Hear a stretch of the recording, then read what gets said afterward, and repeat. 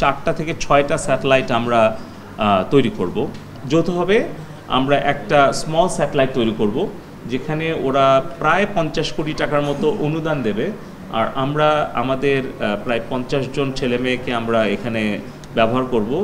আমাদের তো next target হচ্ছে সেট অফ স্যাটেলাইট, মানে আমরা আর্থ অবজারভেটরি স্যাটেলাইট, মাননীয় প্রধানমন্ত্রী বলেছেন ডিফেন্স, রাডার, অপটিক্যাল স্যাটেলাইট। তার মানে আমাদের হয়তো ধরুন যে 4টা থেকে 6টা স্যাটেলাইট আমরা তৈরি করব, এবং সেখানে আমাদের প্রত্যেকের সাথেই যেটা আমরা চেষ্টা করছি যে কিভাবে আমাদের নিজস্ব জনসম্পদ তৈরি করা যায় স্যাটেলাইট টেকনোলজিতে।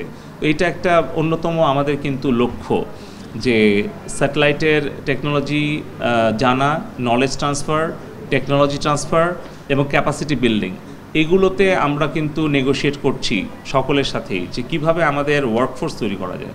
তো এয়ারবাসের প্রপোজাল যেগুলো আছে এগুলো আমাদের কাছে বেশ ভালোই মনে হয়েছে, বাট এটা আমরা হয়তো কিছুদিন পরে বলতে পারবো যে এটা কোন পর্যায়ে আগাচ্ছে। হ্যাঁ, এটা আমি বললাম তো যে আলোচনার যতগুলো বিষয় ছিল তার মধ্যে এটাও একটা অন্যতম ছিল। আমাদের 4G যদি নেটওয়ার্কের কথা বলি, এখন আমাদের তো 98% ল্যান্ড কাভারেজ আছে। তবে ওই আমরা যে সকল বিষয়ে প্রশ্ন করেছি মোবাইল নেটওয়ার্ক অপারেটর এবং বিটিআরসিকে, যে এটার কোয়ালিটি অফ ইন্টারনেট এবং যেগুলো প্রতিশ্রুত আর কি মানে ব্যান্ডউইথ বা ডেটার, সেটা যাতে পূরণ করা হয়।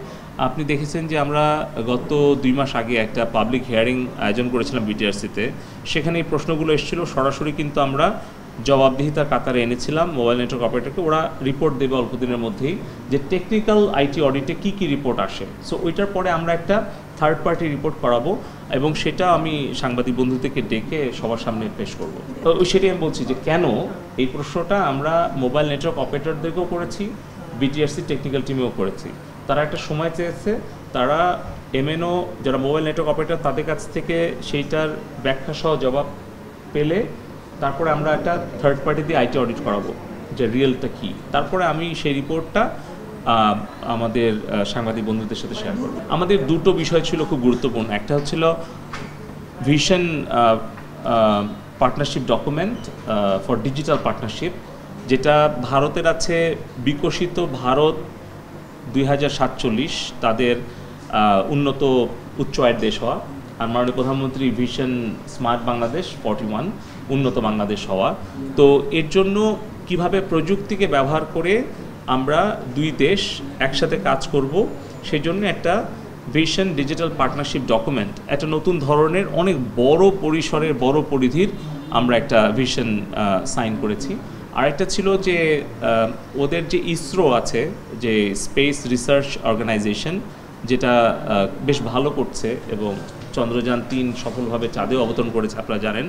তো তাদের সাথে আমরা যৌথভাবে আমরা একটা স্মল স্যাটেলাইট তৈরি করব, যেখানে ওরা প্রায় 50 কোটি টাকার মতো অনুদান দেবে, আর আমরা আমাদের প্রায় 50 জন ছেলে মেয়েকে আমরা এখানে ব্যবহার করব, যারা ইসরো ভিজিট করবে, ইন স্পেস ওদের একটা বিজনেস উইং আছে, তাদের সাথে কাজ করবে, রিসার্চ কাজ করবে, এবং ওদের কিছু স্যাটেলাইটের কনস্ট্রাকশন ডিজাইন আমরা যৌথভাবে করব, এবং সেটা একসাথে আমরা লঞ্চ করব। ওইটাও হবে আর্থ অবজারভেটরি জিও স্পেশাল স্যাটেলাইট, যেটা হয়তো 5 থেকে 6 বছর মানে মেয়াদ থাকবে। তো এরকম একটা চুক্তি হয়েছে। তো এটা এখনও ঠিক হয় নাই, আনুমানিক প্রায় 50 কোটি টাকার মতো ওরা অনুদান দেবে, এটা গ্রান্ট মানে, আর আমরা হেল্প করব।